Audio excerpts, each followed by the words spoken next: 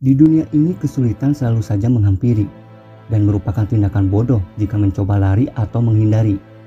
Maka dibutuhkanlah jiwa tangguh, kuat dan tahan banting. Mari kita belajar dari prinsip hidup para sahabat Nabi. Karena prinsip ini sudah terbukti mampu membuat Islam semakin kuat dan berjaya. Bahkan kota Mekah dan Madinah jadi salah satu kota terkuat di dunia saat ini. Padahal dulu diremehkan karena terkenal barbar, tidak beradab dan tidak berbudaya. Prinsip pertama, memandang sebuah kesulitan sebagai peluang bukan ancaman. Tidak ada manusia yang hidup tanpa dihadapkan pada kesulitan. Tapi para sahabat Nabi bukan hanya mampu melewati kesulitan, bahkan bisa mendapat peluang dari setiap kesulitan.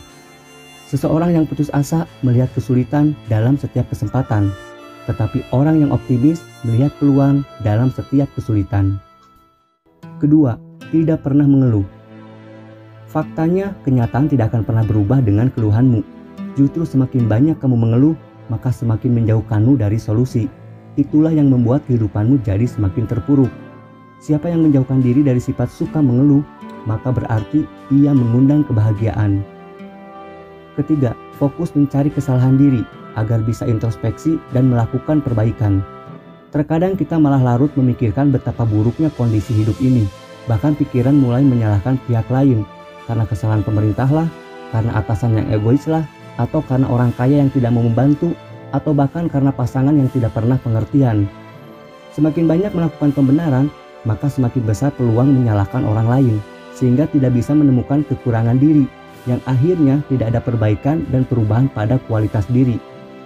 Di antara pendosa yang paling buruk adalah dia yang meluangkan waktunya untuk membahas kesalahan orang lain. Orang yang paling aku sukai adalah orang yang mau menunjukkan kesalahanku. Keempat, lebih mengedepankan etika daripada emosi. Menyelesaikan masalah dengan melibatkan emosi adalah cara terburuk. Selain sulit untuk menemukan solusi, ini juga bisa menimbulkan masalah baru.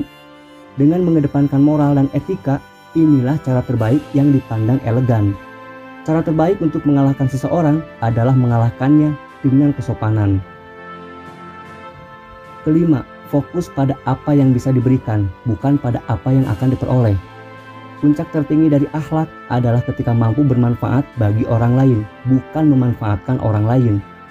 Jadilah seperti pohon kayu yang lebat buahnya, tumbuh di tepi jalan, dilempar buahnya dengan batu, tetapi tetap dibalas dengan buah. Keenam, mengandalkan pertolongan Allah, bukan bantuan orang lain. Ketika banyak orang di sekitarmu yang siap membantu, itu tidak akan menjadikanmu lebih tangguh.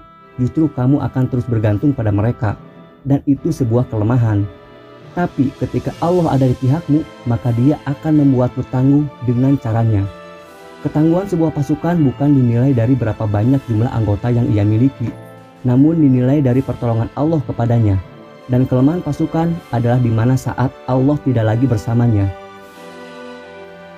Jangan jadi orang yang merasa paling menderita, karena di zaman dulu banyak orang yang ditempatkan pada kondisi lebih sulit dari apa yang sedang kamu hadapi saat ini. Lakukan apa yang telah mereka ajarkan, maka kamu akan menjadi pribadi yang tangguh, yang mampu melewati setiap kesulitan dan mampu mengambil peluang dari setiap kesulitan.